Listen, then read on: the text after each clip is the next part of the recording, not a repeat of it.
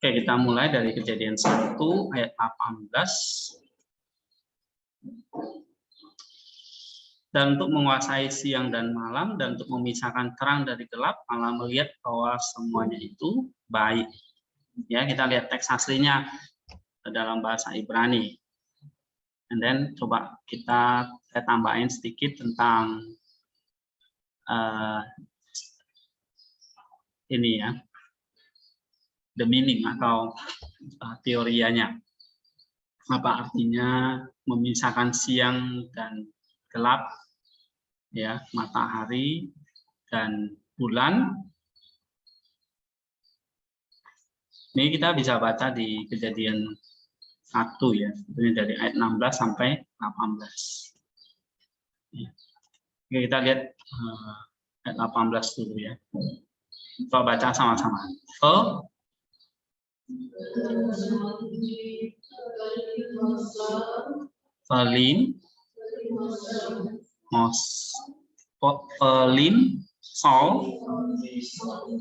lalu Bayom,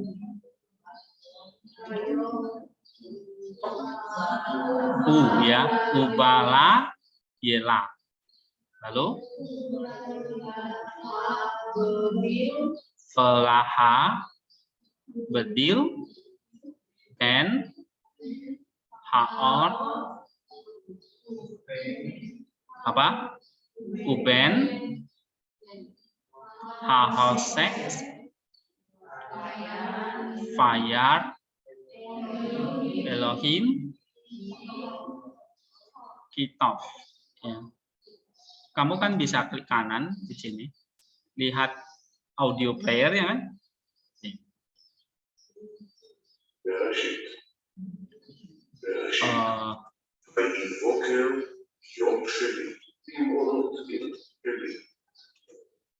Harus cari ayatnya ini.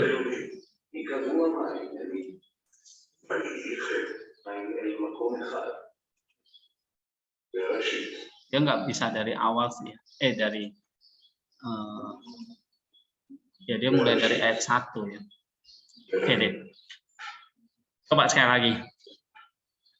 Felim, Sol, Bayom, Ubala, Yela, ya, Ben, Haor, Uben, Hahosek, Fayari, Elohim, Kitov. Nah, lihat sintaksnya ya. And translation-nya, terjemahannya. Nah, oleh RSV terjemahan to rule over the day and over the night, and to separate the light from the darkness. And then God saw it was good. Ini penciptaan hari keberapa? 16 ya. Allah menjadikan kedua benda penerang yang besar itu, yaitu yang lebih besar menguasai siang, yang lebih kecil untuk menguasai malam. Dan menjadikan juga bintang-bintang. Jadi ini ada bintang-bintang 4 ya. Ada bintang-bintang dan kita bilang sekarang itu satelit. Misalnya benda yang penerang besar itu matahari, yang lebih kecil menguasai malam itu bulan. Ya. Lalu 17 Allah menaruh semua itu di cakrawala untuk menerangi bumi.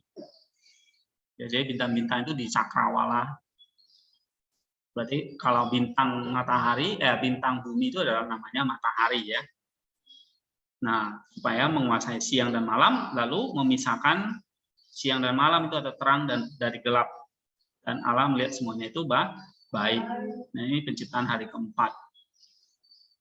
Coba baca RSV-nya. To rule over the day and over the night, and to separate the light from the darkness. And God saw that it was good. Okay, to separate the light from the darkness, and God saw it was good. Nah, gimana dengan terjemahan Septuagintanya? Kai, Arkin, ya, Te Hemerais, Kaitis, Nuptos, Kai diakorisin anameson tu photos. Kai anameson tu scotus. Kai eden hoteos opti kalon. Coba baca kai erkin, kai arkin, tis hermeras, kai tis nuktos, kai diakorisin anameson tu photos.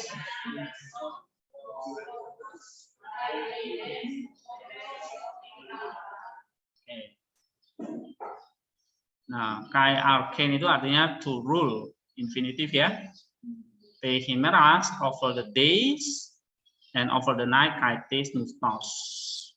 Kai diakorisin. Nah, ini untuk memisahkan. To separate anameson to photos. Ini memisahkan setiap ini ya, terang, the light ya, from anameson, from the darkness. Meson to scotus ya, dia memisahkan terang dari gelap. And then God saw it was good.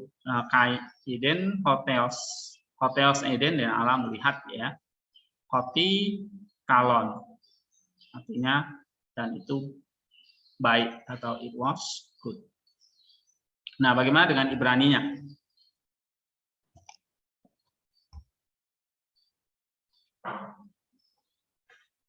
Kata kerjanya ini adalah more ya, atau to rule. Ini kita belum pelajari ya. Tapi di sini kata kerjanya artinya to rule atau untuk menguasai. Nah, kamu lihat di sini juga infinitif ya. Jadi kita akan pelajari infinitif ini. And then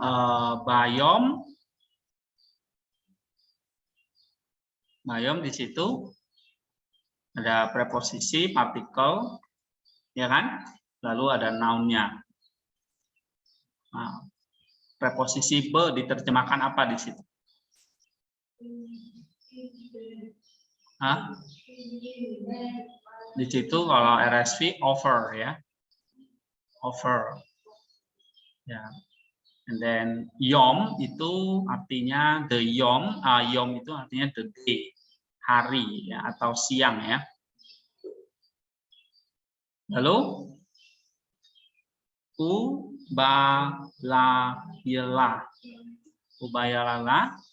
ubalayela itu diterjemahkan apa? And over the night. Nah, itu harus tahu ya. Lihat di situ ada conjunction, and, preposition, over, definite artikel, terus kata bendanya noun maskulin singular ya, layela itu artinya malam. Dari kata layela artinya night. Jadi and over the night. Ya, untuk menguasai siang dan menguasai malam gitu ya. Ulahabe dir. Ini artinya to and to spirit. Haor artinya apa? The light, ya kan? Oke, the light. Lalu upen, to spirit, the light. Di situ diterjemahkan apa? Ya, from atau space ya, jadi memisahkan ada space-nya, ada intervalnya atau ada jaraknya. Maka Indonesia sederhananya adalah dari gitu aja, memisahkan terang dari hahosek.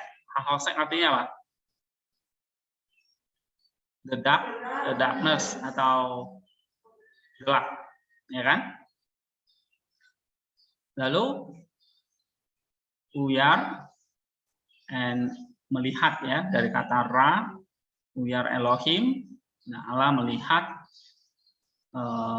ki-of. Nah, ini ada conjunction, lalu ada adjective itu. Benar nggak? Ya kan? Ki-of. Conjunction-nya apa di situ terjemahkan? that, bahwa, ya. Particle conjunction that. Lalu bahwa of itu diterjemahkan jadi it was good. Of itu artinya baik, good. Kata sifat, adjective, coba diparsing. Adjective maskulin singular. Ya. Ketemu kata sifat kan? Jadi kalau ketemu kata sifat di chapter berapa ini? Chapter 7 ya kan? Nih. Hebrew adjective. Nah, of di situ fungsinya apa? Atau use-nya atributif, predikatif, atau substantival. Kata good-nya di situ apa?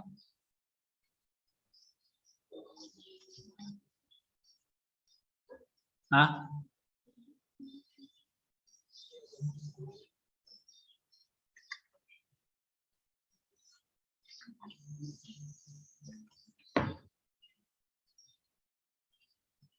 What?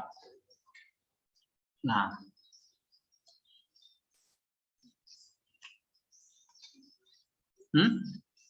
Nomor 1, 2, atau 3?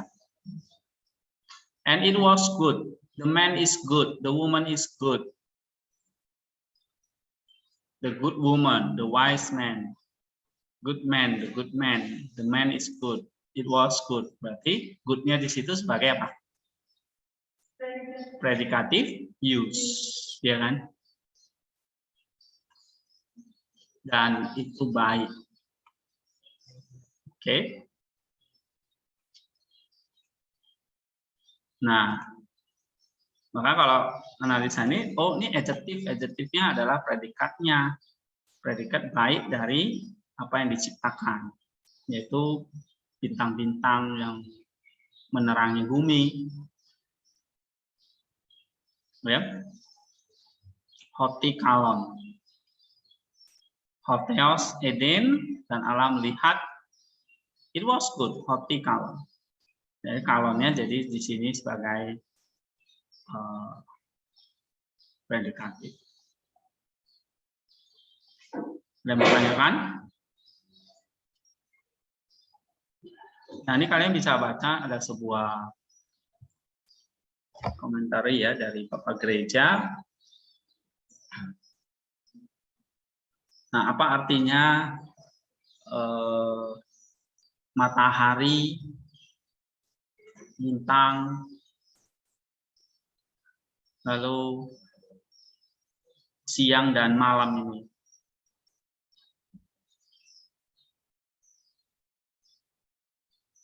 Nah, di sini the stars do not forecast the future. Bintang-bintang bukan meramalkan masa depan. Ya. Biasanya kan ada namanya astrological prediction dengan mengamati bintang-bintang ya sebagai fenomena alam. Biasanya yang dipakai oleh para pelaut atau petani ya untuk mencari area-area atau menunjukkan sesuatu, arah sesuatu ya, seperti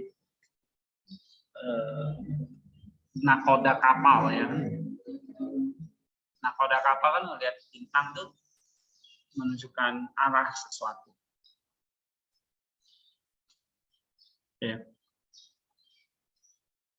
Nah, ini bukan practical custom atau superstition ya, seperti ramalan-ramalan cuaca atau ramalan-ramalan masa depan. Tapi ini adalah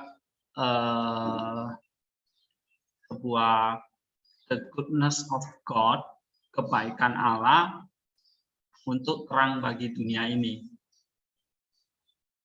Ya. Nah, karena kata Pseudo Dionysius, ya, karena Allah itu terang, maka apa yang diciptakan itu adalah sesuatu yang juga merefleksikan terang Dia. Sehingga Tuhan memberikan matahari sebagai eko ya, refleksi dari terang atau kebaikan ilahi. So, ini Theodore Dionysius mengatakan the great shining ever lighting sun is the apparent image of the divine goodness. Jadi matahari itu yang di ayat berapa itu? Ayat 16 ya, kita perhatikan. Allah menjadikan kedua benda penerang besar, yang lebih besar menguasai siang, lebih kecil untuk menguasai malam. Dan dia juga menjadikan bintang-bintang, nah yaitu matahari itu untuk menguasai siang. Ya, yang lebih kecil disebut menguasai malam. Lalu Allah menaruh semua itu di cakrawala supaya bumi itu menjadi terang. Nah, kata terang ini adalah pancaran dari kebaikan Allah melalui bintang-bintang yang diciptakan itu. Paham ya? So, the sun is echo of the divine goodness katanya, a distant echo of the good. Jadi bintang-bintang itu adalah, kalau kita melihat bintang di langit, itu kita langsung ingat, this is the echo of the divine goodness. Echo itu tahu ya, gemah dari kebaikan Allah. Seperti suara kita itu bergemah mantul, ya, jadi pantulan. Nah, melihat bintang berarti itu pantulan bahwa Allah kita terang. Maka bintang itu selalu terang, nggak pernah gelap. Ya. Lalu Pak, kenapa kok kita baru bisa melihat bintang di malam hari? Siang hari kan kita nggak bisa lihat bintang, ya? Karena siang hari sudah terang. Kita nggak bisa lihat terang dengan terang gitu. Terang itu akan kelihatan kalau di tempat yang gelap. Bukan berarti bintangnya itu baru muncul waktu malam. Ya bintangnya selalu ada kan. Waktu bumi diciptakan, lalu ada bintang-bintang. Ya, bukan seperti dongeng masa kecil, bintang itu muncul di malam hari. Okay, so the star is the distant echo of the good ya. Jadi kalau kita lihat bintang yang jauh dari kita, nggak tahu berapa juta mil ya dari planet kita, ini adalah distant echo of the good. Nah, it illuminates whatever is capable of receiving its light. Jadi bintang itu menerangi, memantulkan terang ilahi. Sehingga bintang itu nggak pernah kehilangan terang. Jadi kita lihat misalnya bintang kita yang paling dekat kan matahari ya. Matahari kan kita masih bisa lihat dengan mata telanjang kita. Dia tuh nggak pernah redup ya itu matahari ya. Sehingga kita bilang mataharinya redup nih, nggak ada. Ya karena ditutup awan sebetulnya, naik hujan dan sebagainya. Tapi matahari selalu menyinari bumi. Nah, kenapa kok matahari itu nggak pernah redup? Karena memang dia diciptakan untuk menerangi bumi. Itulah ayat yang ke-17 tadi. Coba baca ayat 17. Allah menaruh semuanya itu di cakrawala untuk menerangi bumi. Semuanya itu apa? Bintang-bintang tadi. Ya bukan hanya matahari ya, maka di malam hari bumi kita yang gelap ini karena membelakangi matahari kan gelap, tapi masih ada bulan, masih ada bintang-bintang di langit yang menerangi gitu. Bahkan pada zaman dulu tuh bintang-bintang jadi penunjuk arah ya bagi pelaut dan sebagainya. Astrologi namanya itu. Ya, tapi astrologi itu the forecast of the future ya. Seperti orang Majus itu melihat bintang di timur ya. Lalu mereka mengikuti bintang itu sampai mereka bisa ketemu dengan bayi Yesus itu. Ya kan? Nah, itu astrological prediction.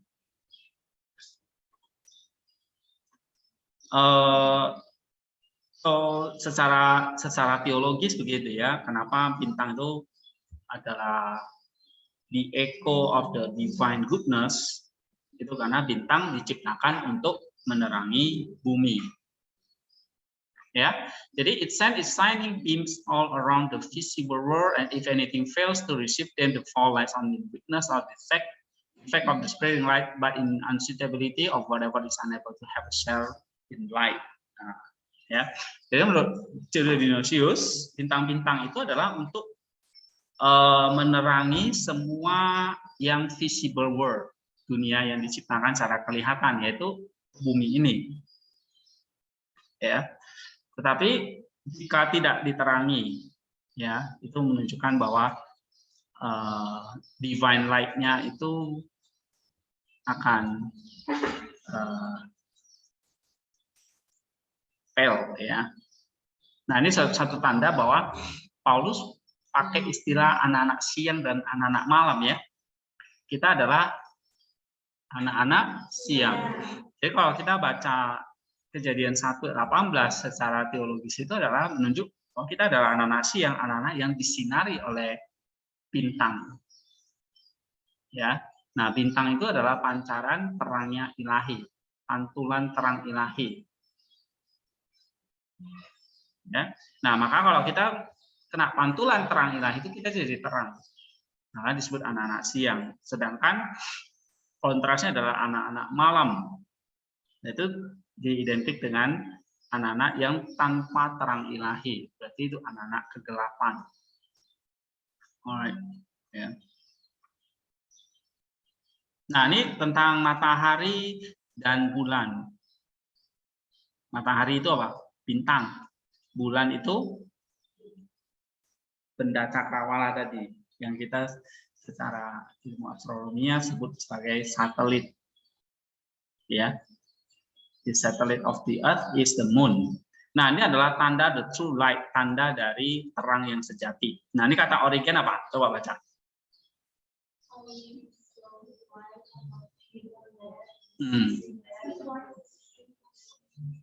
Ya, Origen lihatnya secara tipologi, ya, ayat 18 16 ini. Ayat 16 7 sampai 19 18 ini. Nah, kalau kita lihat benda-benda di langit itu adalah selalu apa? Selalu memberi terang sepanjang tahunnya, kan?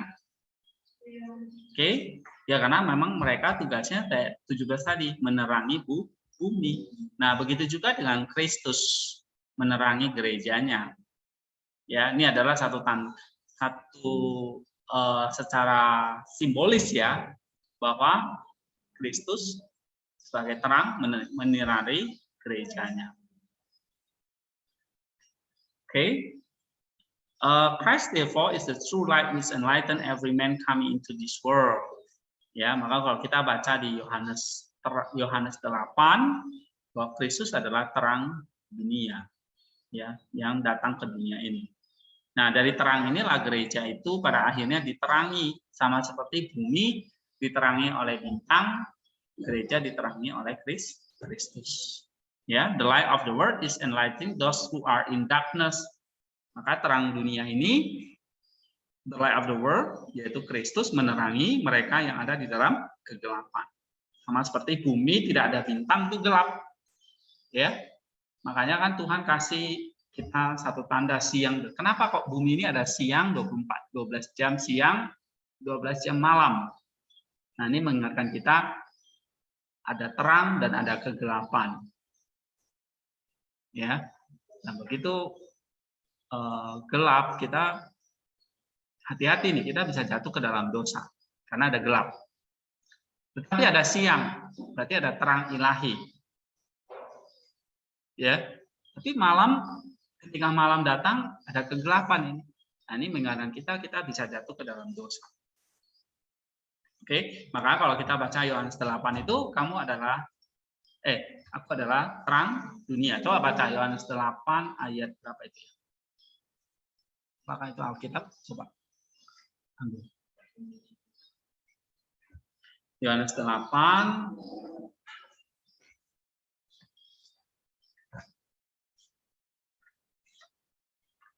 ayat 12, ya. Coba baca. Iya.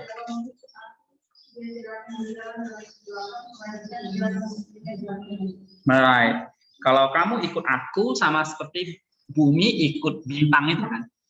Bumi mengelilingi matahari, kan. Sama seperti kalau kita mengikuti Kristus, kita tidak berjalan dalam kegelapan, tapi punya terang hidup. Nah, Kristus adalah terang hidup.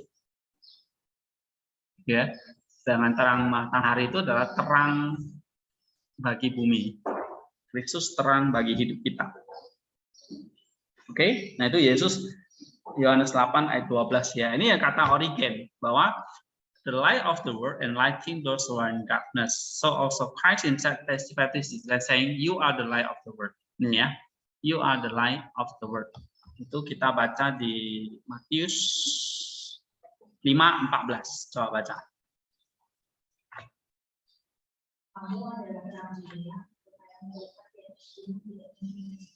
Iya, kamu adalah terang dunia. Kenapa kok kita adalah terang?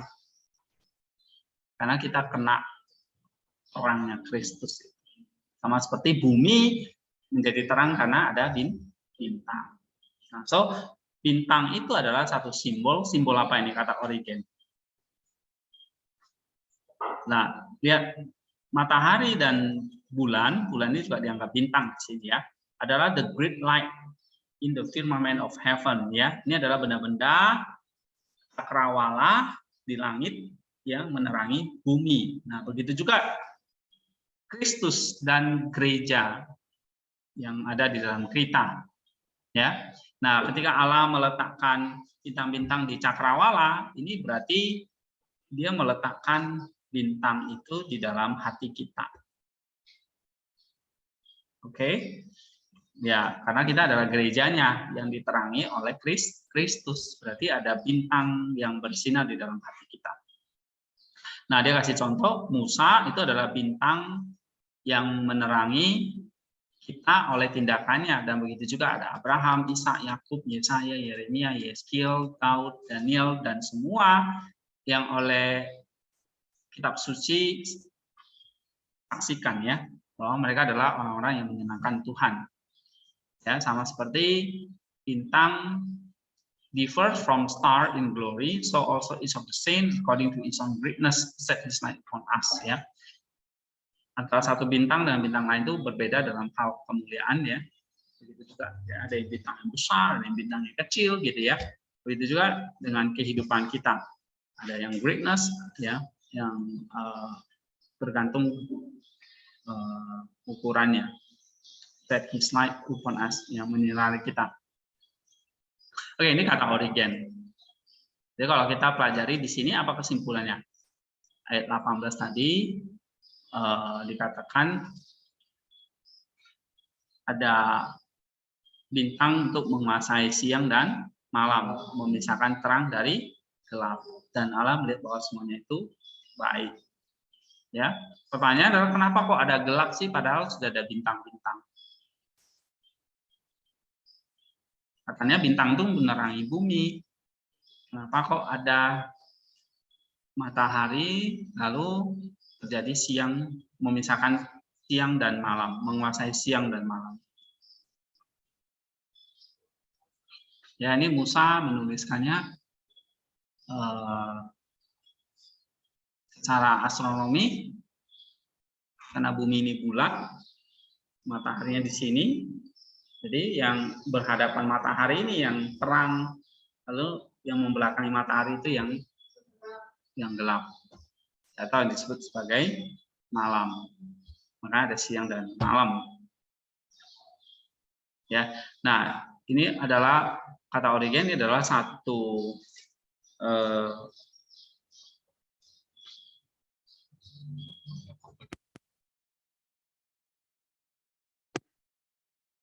secara penjelasan secara teologis ya, bahwa kita dipanggil untuk hidup di dalam terang karena ada Kristus yang datang. Tapi memang bumi ini ada masa gelapnya. Itulah sebabnya perlu Kristus sebagai terang. Jadi gelap malam ini mengingatkan kita, kita harus bisa menguasai ya. Harus bisa menguasai. Jadi kalau kapan bumi itu terkena siang? Ketika dikuasai oleh terang. Malam ketika membelakangi terang itu, membelakangi bintang itu. Nah, kalau kita membelakangi Allah, membelakangi Kristus, ya kita jadi gelap, kita jadi malam. Ya, tapi Allah di sini memisahkan terang dari gelap. Maka ada 24 jam. Setelah matahari muncul ini, ada 24 jam. Hari ini siang namanya, atau hari. Ya kan? Dari jam 6 pagi sampai sore, malam. Lalu ada malamnya, gelap. Jadi terpisah gitu. Nah ini kan seperti Origen bilang bahwa antara gelap dan siang itu tidak bisa disatukan. Ya kan? Ada perpisahannya. Ya, menarik ya, kita kalau baca ini jadi kita dapat something different. Terus apalagi tadi dia katakan bahwa bintang itu adalah, kata Pseudo Dionysius, ini adalah the echo of the divine goodness, ya, pantulan dari terang ilahi. Ya, bintang itu bukan untuk meramal masa depan. Apa bintangmu, zodiakmu? Scorpio. Ya. Apa? Sagittarius. Nanti kalau Sagittarius itu lalu dilamarkan punya masa depan seperti apa. Ya. Cocoknya sama Gemini misalnya. Oke, itu astrologi. Saya nggak terlalu ngerti astrological, tapi ya itu yang dulu yang dipakai untuk meramal, untuk pertanian, untuk nelayan, ya, atau pelaut. Oke. Tapi Allah melarang itu untuk dijadikan sebagai forecast.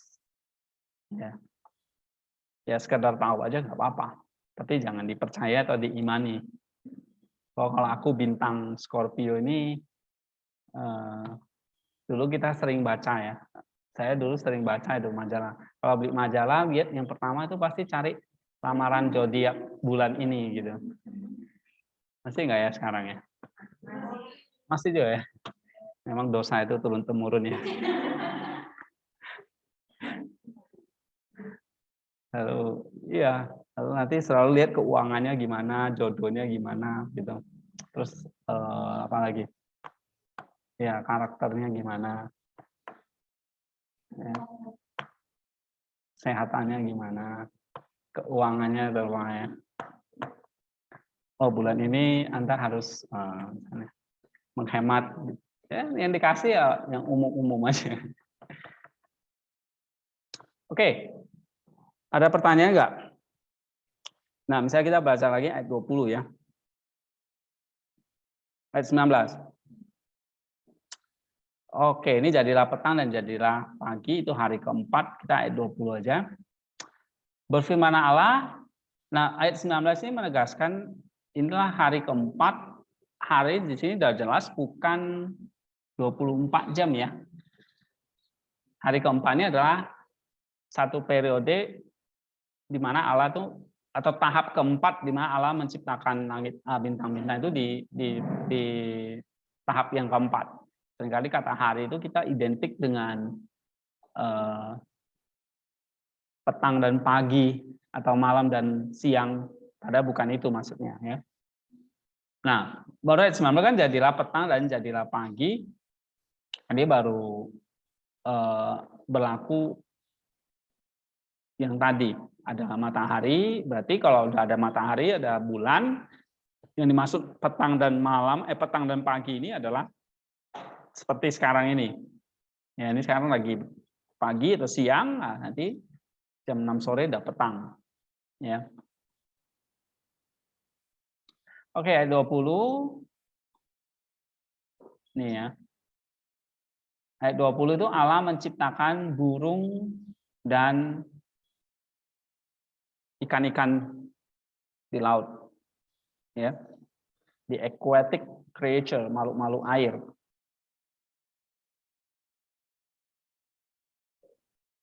Coba baca ini. Vayomer.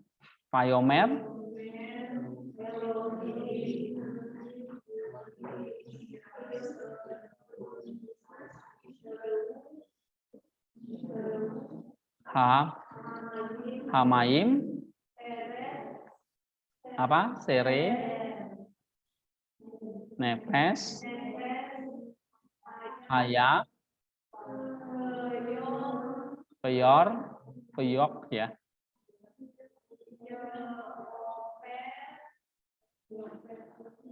Oke, veopel, hares,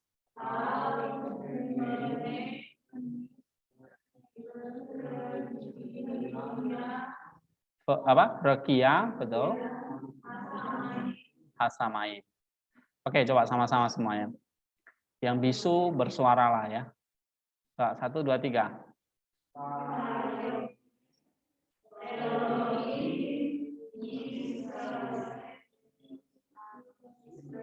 Apa? Oke.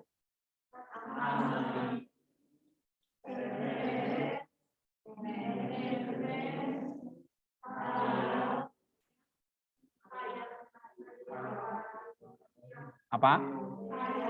Tengok. Ini apa ini? Kayak paku nih. Nih. Nanti kan final apa ini? Hah? P ya kan? Ini final formnya. Jadi bacanya apa? V. Iya, V op. Terus Voopet, al, haarets, alpine, alpene, iya, rekia hasamaim. Allah berfirman, hendaklah dalam air berkeriapan makhluk yang hidup. Berarti ini apa? Ikan-ikan ya kan? Dan hendaklah burung berterbangan di atas bumi, melintasi cakrawala. Ini baru ada kehidupan makhluk hidup. Di hari keempat belum ada ya kan? Masih terang dan malam. Terang itu disebut siang, malam itu disebut gelap itu disebut malam, dan itu terpisah. Sebab sudah ada matahari dan bulan. Oke, nah baru setelah itu ada makhluk hidupnya yang diciptakan. Yang pertama itu adalah air, aquatic ya. Let the waters bring forth swarm of living creature, ya kan? Living creature ini makhluk yang hidup. Baru ada let birds fly above the earth across the firmament of the heavens. Oke, coba baca Septuagintanya. Kai, epen,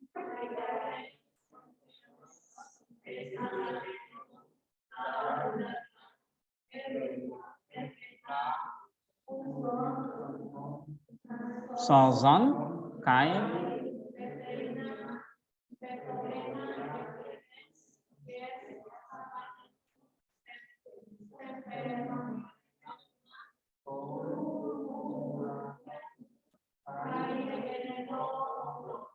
tuh, berepotan nih. Coba sekali lagi. Kai, epen, hoteos, hexagageto,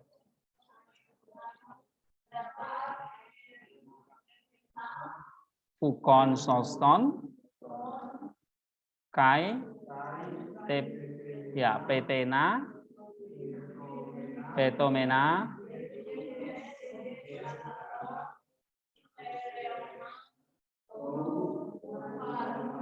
Urano,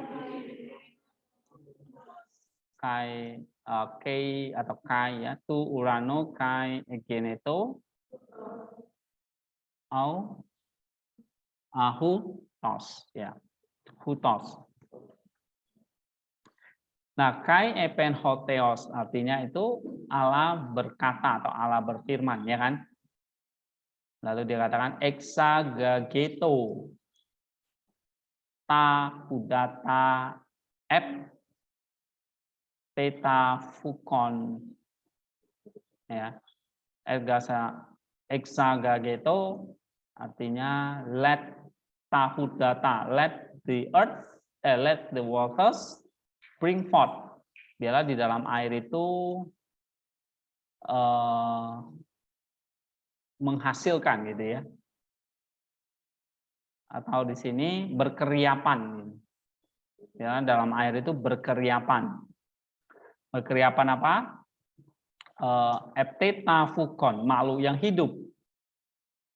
Fukon soson. Ya. Fukon soson. Epteta itu berarti yang berkeriapan, yang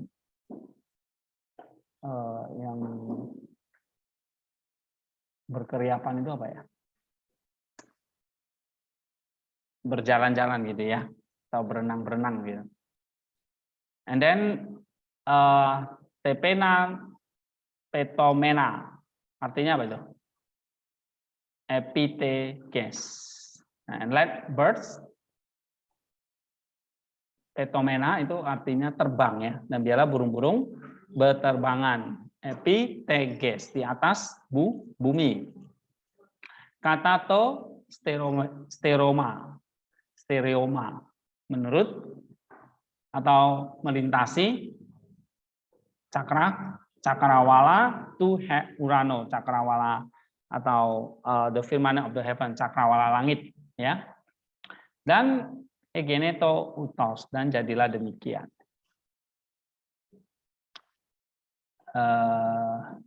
Nah, sekarang kita lihat Ibraninya ya. Vayomer Elohim artinya apa?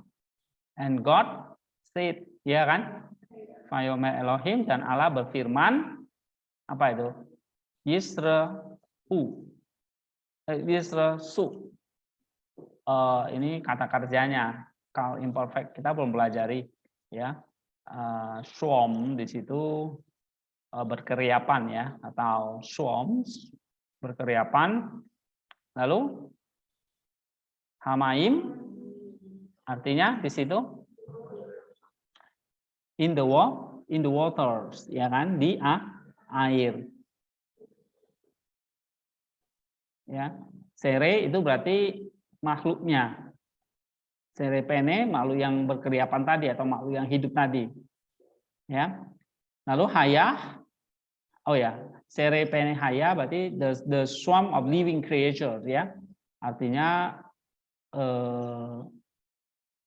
makhluk-makhluk yang berkeriapan di dalam air. Oke. Hamaim itu artinya in the waters. Ya, atau di sini LSI terjemahkannya the water saja.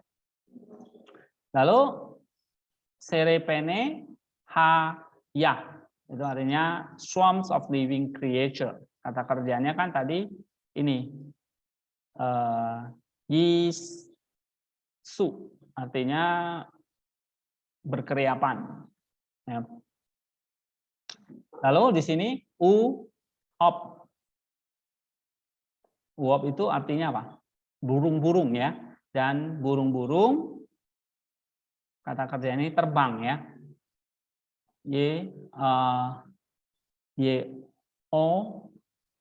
Pep. Dan burung-burung terbang. Al berarti di atas. Haaretz bumi. Ya, burung-burung berterbangan di atas bumi. Lalu di situ alpene. Alpene berarti melintasi lah ya, atau LSI terjemahkannya across ya. Lalu rekia, across di atasnya ya, across the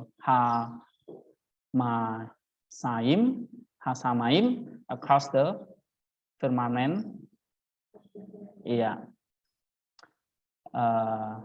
Rekia itu artinya cakrawala ya. Rekia. Hasamaim itu langit, jadi cakrawala di langit.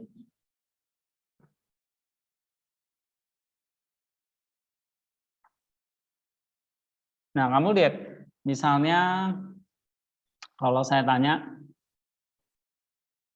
ini konstruk ada kan? Ya kan? Sere kalau di parsing apa? Sere itu. Noun, common, masculine singular construct. Kata bendanya, artinya benda-benda air, makhluk air, ya, makhluk air. Ini termasuk ikan atau makhluk-makhluk yang hidup di air, ya. Absolutnya apa? Nepes, ya kan?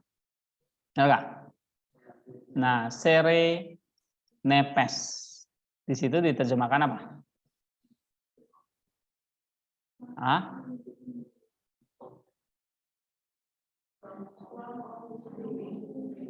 Ya, sampai hayah, swarm of the living creature. Jadi dua-dua itu absolut, ya. Living creature itu absolut dari sere ini. Jadi makhluk hidup, makhluk air yang hidup.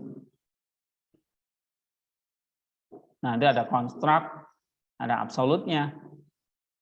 Ya. Konstruknya adalah makhluk airnya atau swarms-nya. Nepes haya, the living creature. Jadi swarms of living creature, artinya makhluk hidup yang di air. And then uot itu the burung-burung berterbangan, ya. Al-haaretz, di atas bumi. Nah, lihat al-haaretz diterjemahkan apa? Al-haaretz. Above the earth, ya, atau see above the earth, atau di atas bumi, ya. And then alpene di atas cakra atau melintasi cakra wala. Alpene hakira, ya, hakia hasamain, melintasi cakrawala langit. Nah, ini penciptaan burung dan ikan-ikan di laut.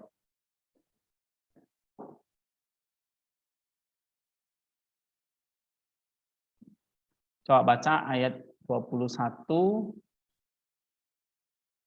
Kalau di sini terjemahkan, let the water brings forth swarm of living creature, ya kan? And let birds above the earth across the firmament of the heaven. Ayat 21.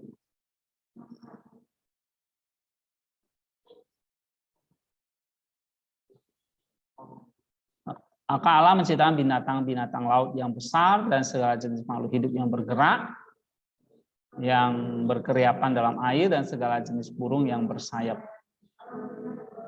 Ya, Allah melihat semuanya itu baik. Coba baca Ibraninya. Faibara Elohim et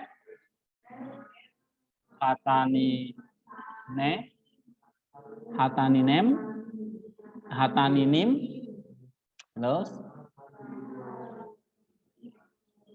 hagedolim et kau nefes hahaya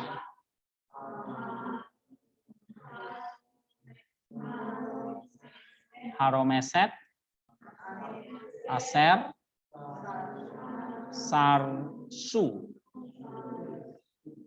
hamaim lemi nehem Fuad al-ot kanap lemi nehu fiery Elohim kitov. Elohim kitov. Sekali lagi.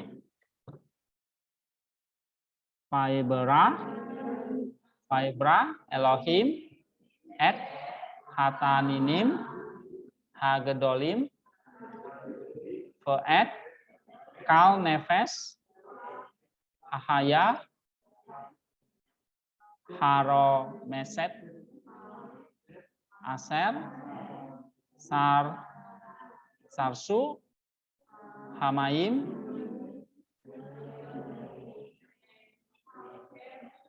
apa? Leminem, Fuad, Kalop, Kanap,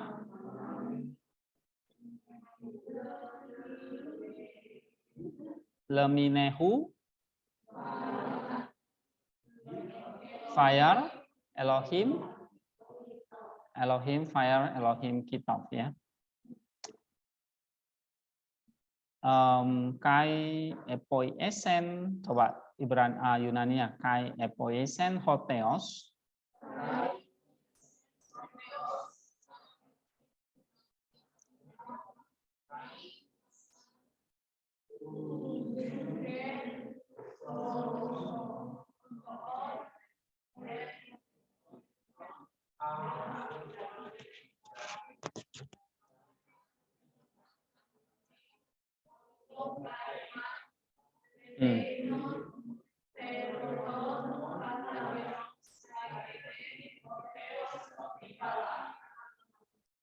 Hoteos Hoptikala. Misalnya di sini Fibra Elohim, artinya Fibra Elohim, so God created ya. Nihnim Gedolin. Hahaninim ini hataninim itu apa ya? Sea monster ya. The Great Sea Monster. Hagedolim ya. Nah, kamu lihat Hagedolim itu adjective kan? Partikel atau definite article and then adjective masculine plural absolute. Hagedolim. Itu adjective menjelaskan kata apa di situ? Sea monster, ya kan?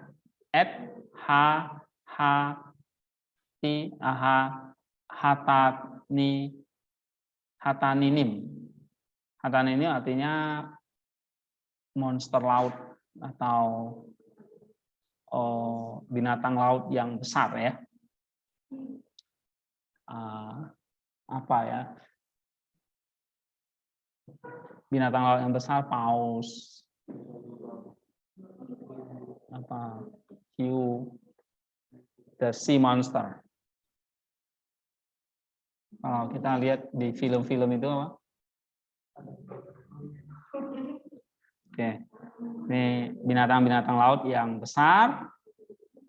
Nah, Hagedolim ini adjective of attributive ya, menjelaskan sea monsternya itu. Lalu Fuad itu artinya apa? Dan, ya kan?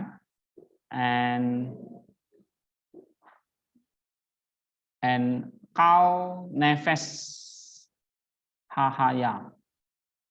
And kau nefes hahaya, dan semua and every living creature ya, dan setiap makhluk yang hidup.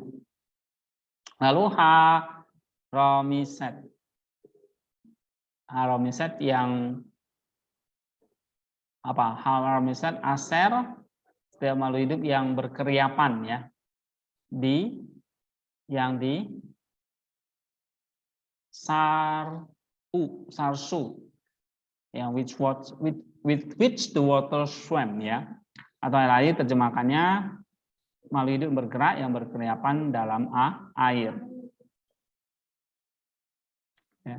Jadi bukan hanya sea monster aja, tapi setiap ikan-ikan yang lain yang hidup di air yang bergerak ya, atau yang berkeriapan dalam air. And then Maim, nah, tadi itu ya, Hamaim itu di waters.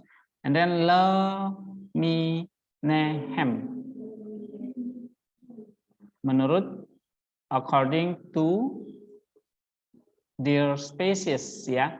Lihat di situ ada suffix third person masculine. Ya, min itu artinya species atau jenis. Nya, ada nyanya di situ karena ada suffix orang ketiga maskulin. So the translation jadi their kinds jadinya. According to their kinds itu liminehem ya. preposisinya jadi le itu artinya according to. Ya, Minahem dia species. Oke, nah kita ulangi ya. Jadi dari kata kau nepes hahaya artinya every living creature ya. Lalu haresemet yang aser artinya with which the yang bergerak ya, that move ya.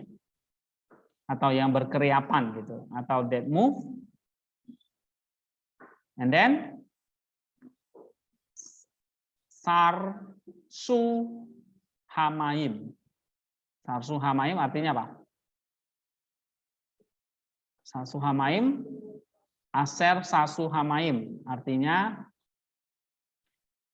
which the waters swam.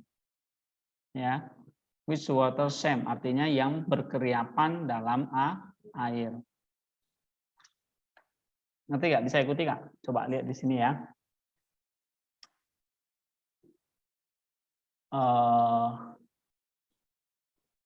Ini ya, foet kau nepes hahaya artinya di situ and every living creature. Lalu harme set artinya yang bergerak, that move. Ya, setiap makhluk hidup setiap jenis makhluk hidup yang bergerak. Haromeset. Haromeset itu artinya yang bergerak atau yang berkeriapan. And then aser yang lagi segala jenis makhluk hidup yang bergerak, yang aser sarsu yang swam ya, atau which the sarsu hamaim which the water swam ya. Baru di sini lemina according to their kinds, menurut segala jenisnya dan segala jenis ya, dan segala jenis for add kal or dan segala jenis burung gitu. Baru kalnap yang bersayap ya. Lalu lami nehu menurut segala jenisnya lagi. Ya, every wing birds according to its kind. Oke, ini LAI kurang ya. Harusnya segala jenis jenis makhluk hidup yang bergerak, yang berkeliapan dalam air menurut segala jenisnya. Baru tambah lagi burung-burung yang bersayap menurut segala jenisnya gitu. Atau every bird, setiap burung yang bersayap menurut jenisnya. Nah, ini nggak tahu kenapa kok kurang segala jenisnya, cuma satu di sini. Jadi maksudnya Allah menciptakan binatang-binatang di laut menurut segala jenisnya, kemudian Allah menciptakan burung-burung di udara dengan segala jenisnya. Gitu. And then baru ya fiery Elohim Kitov, dan Allah melihat itu bagus atau semuanya itu baik. Oke, di sini kamu lihat ada kata aser ya muncul ya. Aser itu adalah partikel relatif yang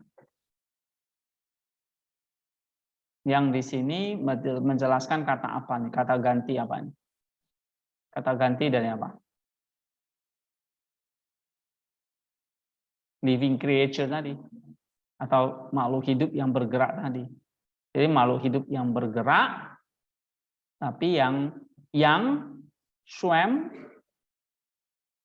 in the waters, atau the waters swam, atau yang berkeriapan di air. Jadi makhluk-makhluk hidup yangnya itu maksudnya ya makhluk-makhluk hidup tadi yang bergerak di air itu, yang berkeriapan dalam air itu. Nah, ini ada kata aser ya. Jadi kalau ketemu kata aser itu diterjemahkan apa? Yang. Oke, mana lagi?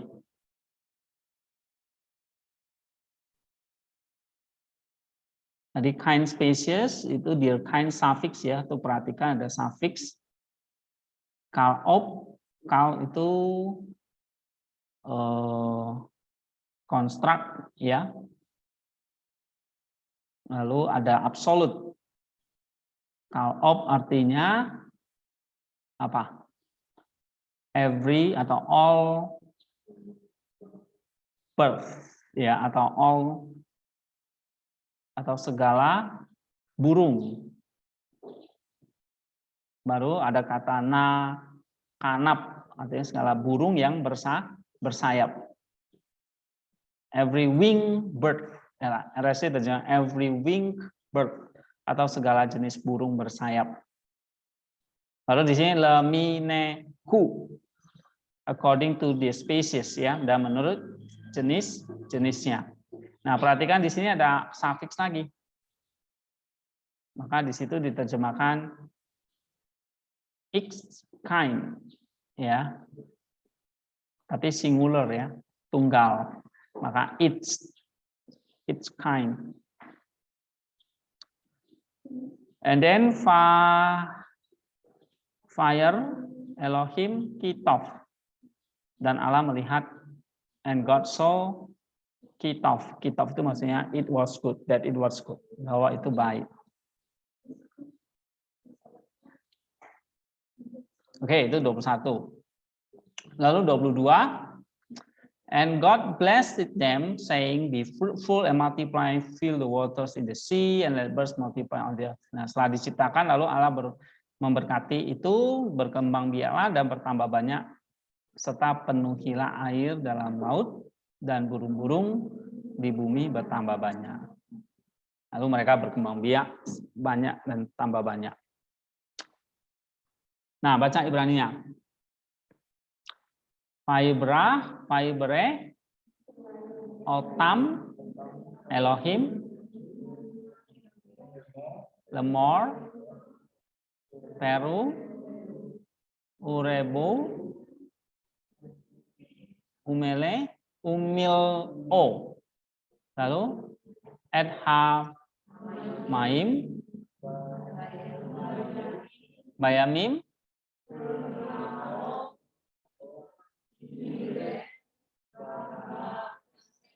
Barets ya. Fibre Otam Elohim, di situ diterjemahkan apa? Otam. Lihat tuh Otam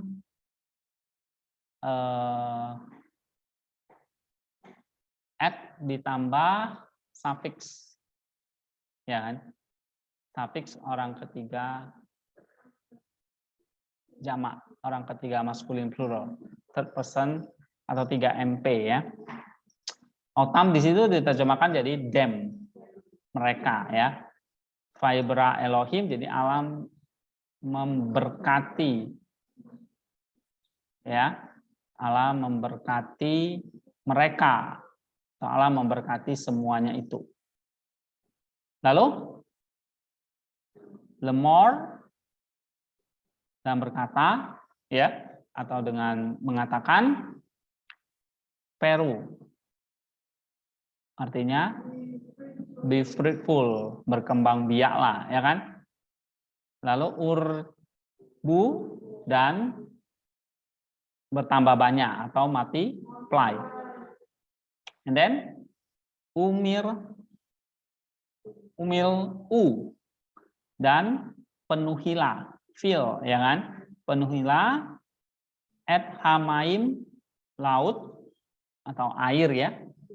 Penuhilah air dalam laut gitu. Lalu haimin in the water ya, penuhilah air di dalam laut. Lalu leha op dan burung-burung ya kan? And the birds atau and let birds ya, lagi multiply, bertambah banyak. Ba'arets di atas bumi atau di bumi. Nah, ini berkembang biaknya atau multiply-nya. Nah, perhatikan misalnya di situ kata otam ya.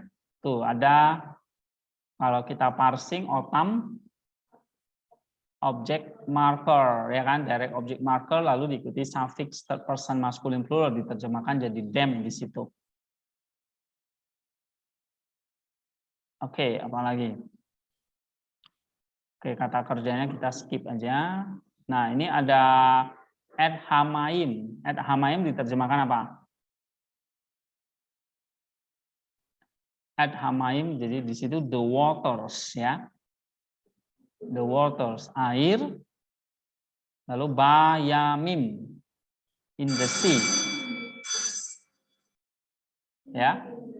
The waters in the sea. Atau air dalam laut. Lalu ini and the birds atau and let the birds, ya kan? And let birds iref multiply atau bertambah banyak. Ba'arets diterjemahkan jadi on the earth, di bumi atau di atas bumi.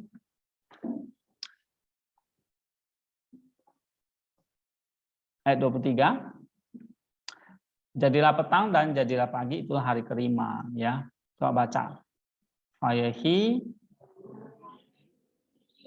Aref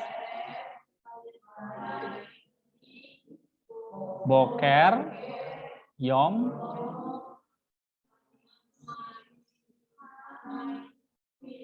apa? Hamisi. Ya, fayahi artinya apa? And there was evening, ya kan? Fayahi Aref and there was evening. Fayahi Boker and there was morning. Ya tahu, jadilah petang dan jadilah pagi. Yom itu hari, Hamisi itu kelima. It's a fifth day, ya, itulah hari kelima. Now what does it mean? Apa artinya Allah menciptakan burung dan ikan-ikan ini? Ini secara overview mengatakan Allah memberikan kehidupan di laut, yaitu ikan-ikan atau swimming creature dan burung-burung yang berarti either baik itu yang di laut maupun yang di cakrawala itu diisi dengan kehidupan. Jadi bukan hanya benda-benda mati atau benda-benda yang visible, yang kelihatan saja, tapi juga punya kehidupan atau living creature. Either in the waters, dalam air, ataupun di situ diterjemahkan apa? Di atas bumi, ya. Ayat 21 di situ dikatakan di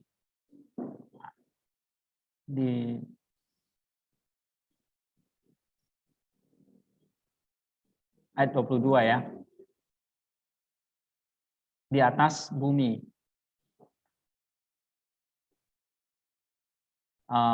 Ya, on the earth, ya. Jadi baik di atas bumi maupun yang di dalam air, di bawah bumi, itu ada kehidupannya. Ya, nah Agustinus mengatakan burung itu bukan berasal dari air, tapi dari air yang cloudy, ya. So the bird did not originate from water, tapi from the cloudy air saturated with water out of which they came forth. Jadi dari udara, ya, sorry, bukan dari air tapi dari udara yang berair, yang berasal dari udara yang sebetulnya berasal dari air, yang dari mana mereka muncul. Ya, ini Agustinus. And the fish and birds, ikan dan burung, menurut Origen itu adalah satu simbolis the evil and the good thoughts in the human mind. Nah, ini Origen kreatif, ya, dia melihat bahwa ikan dan burung itu adalah simbol dari evil and good thoughts, ya. Jadi dalam pikiran manusia itu ada pikiran baik dan pikiran jahat. Itu disimbolkan dengan ikan dan burung-burung. Ikan itu simbol dari pikiran jahat, sedangkan burung yang di udara itu pikiran-pikiran yang baik. Nah, seorang Basil mengatakan apa? Ada sea monster, itu kan ikan tadi kan. Nah, maka Origen melihatnya itu the evil thought. Nah, tapi Basil mengatakan Tuhan menciptakan the sea monster untuk apa? Untuk membangkitkan rasa takut dalam pikiran manusia. Ya, to raise fear and consternation in humans.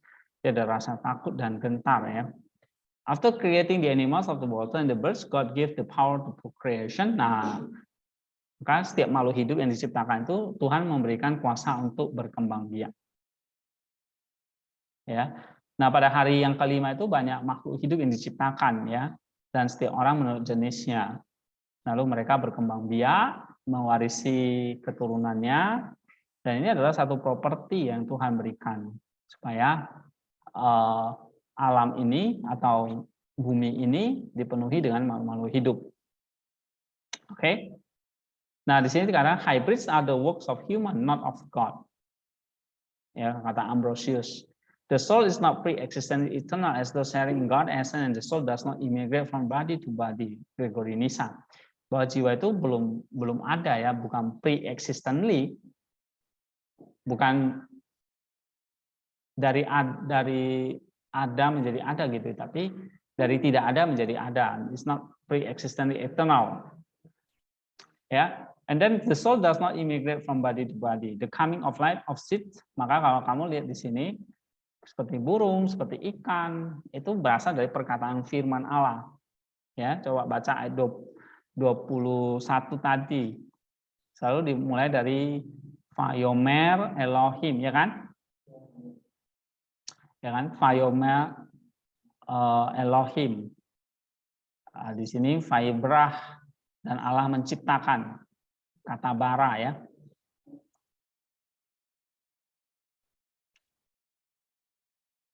Now what is the Basil said about the adorning the waters or living creatures in waters and skies? Maksudnya apa? Allah itu kenapa menciptakan burung-burung di udara dan ikan-ikan di laut? Nah, ini kata Basil, setelah Tuhan menciptakan bintang-bintang yang menerangi bumi, maka sekarang air itu dipenuhi dengan makhluk hidup. Ya, tujuannya adalah supaya dunia ini yang diciptakan itu di-adorn, ditinggikan gitu ya, dipuji gitu. Ya, bumi menerima kayak semacam ornamentation ya. Jadi bumi menerima ornamennya. Ya. Jadi bumi ini jadi sesuatu yang beauty, yang indah dengan penuh berbagai macam jenis ikan. Kalau kita lihat berbagai macam jenis ikan di laut itu nggak ada habisnya ya. Coba berapa jenis ikan di laut itu. Apalagi kita lihat karang-karangnya gitu. Ya. Nah, itu kata Basil itu seperti ornamen ya, yang menghiasi, yang adorn the earth, yang menghiasi bumi kita itu. Maka kalau kita lihat di bawah laut itu begitu indah ya. Nah, kalau kita lihat langit ada banyak burung berterbangan itu begitu adorn, begitu kita say wah indah ya. Selain tanaman tentunya ya, atau pepohonan. Tapi kalau pohon, ikan, semua binatang itu dibunuh ya, bumi ini jadi kayak gimana? Gersang. It's not adorned lagi ya. Nanti kata Basil, the heaven had received the flowers of star and had been adorned with two great light if were radiance of twin eyes. Ya, artinya apa? Langit menerima bunga-bunga dalam bentuk apa?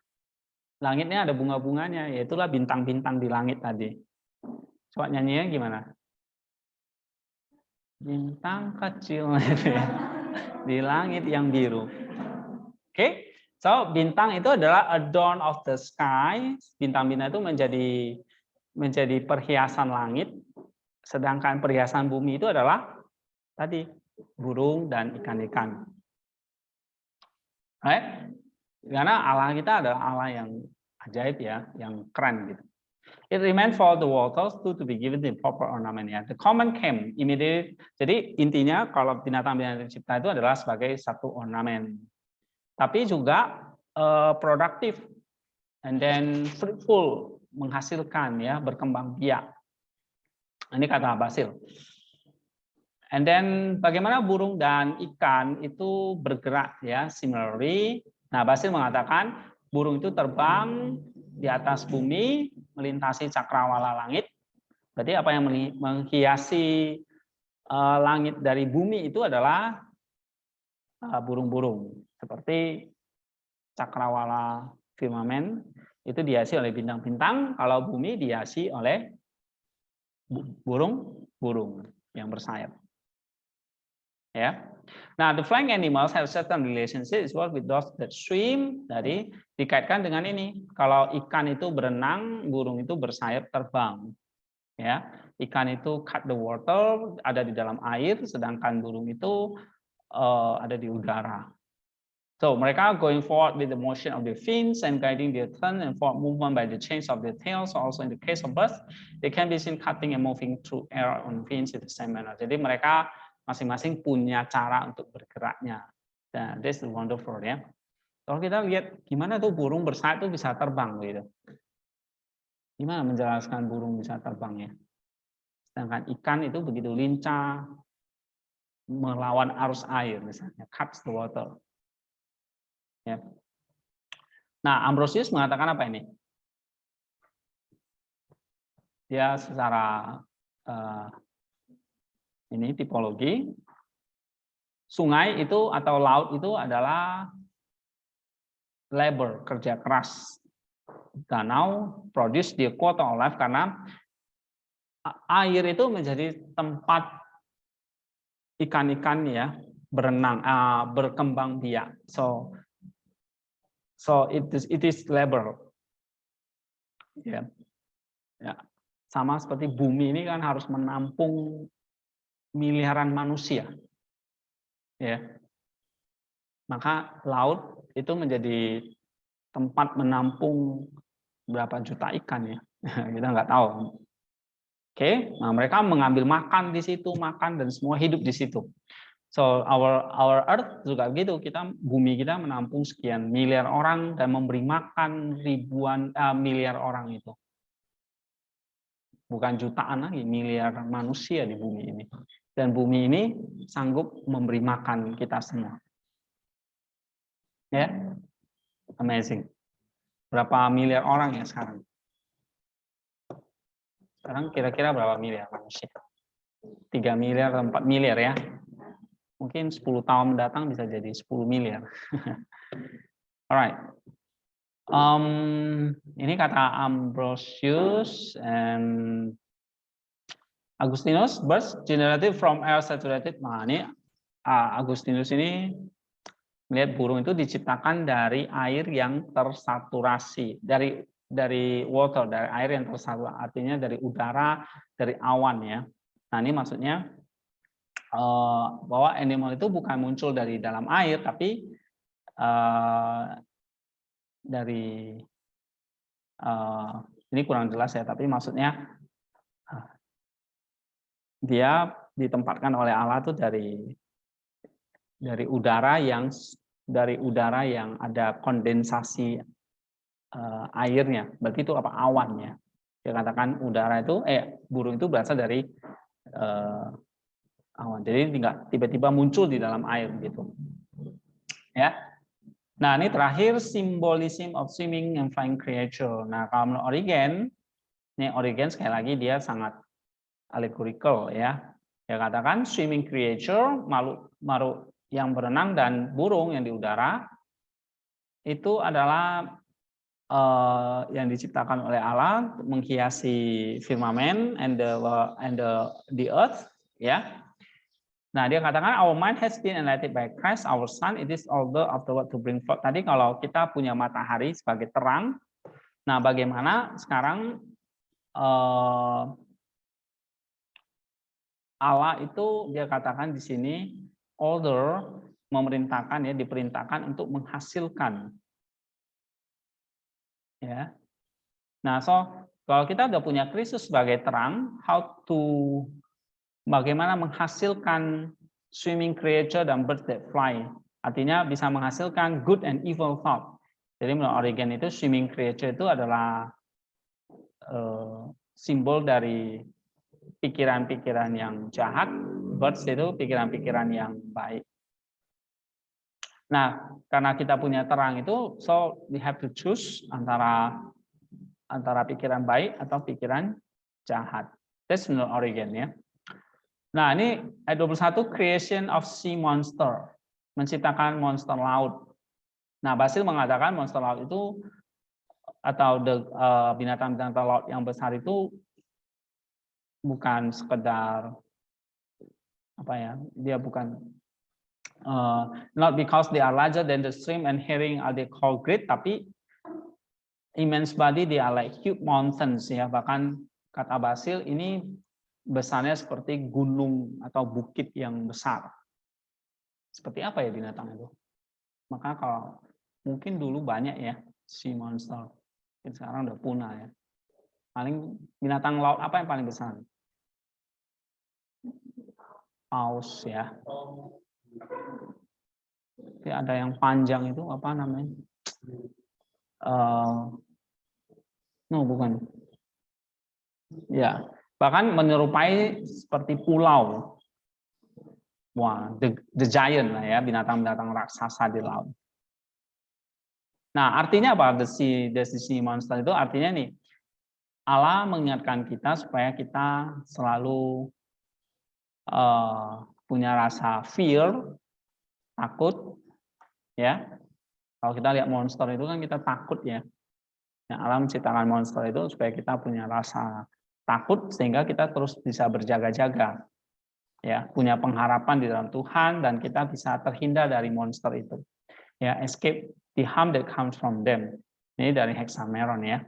Jadi menarik kata Basil, monster-monster laut itu diciptakan ya ini mengingatkan manusia supaya berjaga-jaga, jangan sampai kita ditelan oleh monster itu. And then menurut jenisnya ini kata Basil, jadi menarik ya, ini kata-kata ini ada ini kayak kalau di sintaksisnya ini namanya syntactic content ya kan seperti ini atau syntactic point ya kan. Kalau kita dalam tafsiran itu kan ada terjemahannya tapi kayak ada syntactic point-nya. Nah, kalau di buku ini dijelaskan misalnya nih menciptakan monster laut. Ini maksudnya apa? Menurut jenisnya. Ya kan? Menurut jenisnya nih dari Basil ya. Jadi setiap binatang tadi kan baik udara ya, binatang di laut dan udara itu ada jenisnya masing-masing. Nah, artinya Tuhan memberikan generative power. Jadi supaya setiap jenis itu bisa berkembang. Ya, atau bisa bergeneratif menghasilkan generasi. Ya. Either itu yang kecil maupun yang besar. Nah, makanya di sini ada succession preserve, mereka terus berkembang dan berkembang. Ini kata Basil adalah bahwa selalu ada generasi yang silih berganti. Jadi ada yang datang, ada yang baru, nanti mati, digantikan generasi yang baru. Selalu begitu. Nah, ini kan sama seperti manusia ya, berganti generasi. Ada yang datang, ada yang pergi, ada yang lahir, ada yang mati. So, this is the succession. Ini namanya succession-nya. Succession itu berarti ada pergantian generasi yang tidak terputus. Ini kata Basil. Ya, seperti kuda melahirkan kuda, singa melahirkan singa, elang melahirkan elang, tetapi generasi yang terdahulunya itu akan hilang diganti generasi yang baru. Oke. Nah, makanya nanti ada langit dan bumi yang baru, menggantikan langit dan bumi yang lama. Begitu juga dengan para binatang ini. And then ada species peculiar properties received from God. Nah, ini kan tadi di ayat 21 ya, yang Allah memberkati mereka, ya kan? Nah, ini kalau di sini kita lihat God bless them. Allah memberkati mereka. Nah, ini panjang lagi. Ayat 22 kan tadi di sini. Lalu Allah memberkati semuanya itu. Nah, apa artinya ini? Ini kalian bisa baca di sini. Ya, hybrids are the works of human, not of God. Ini kata Ambrose. Lalu ada seed preview, prefigure, resurrection. Tadi menurut setiap jenisnya, nah sebenarnya menarik kata jenisnya itu sebetulnya adalah tadi yang saya sebut generasinya. Atau di sini bahasa Ambrosius itu adalah benihnya. Coba kalau kita lihat bahasa Ibraninya apa ya? According to each seed itu ayat 21 ya. Ini ya. Min ya. Spesiesnya, jenisnya. Atau di sini benihnya. Ya. Karena setiap spesies itu punya benih. Maka di ayat 22 itu ada berkembang biak, ya kan? Dan bertambah banyak. Atau di sini fruitful and multiply. Bahasa Ibraninya apa?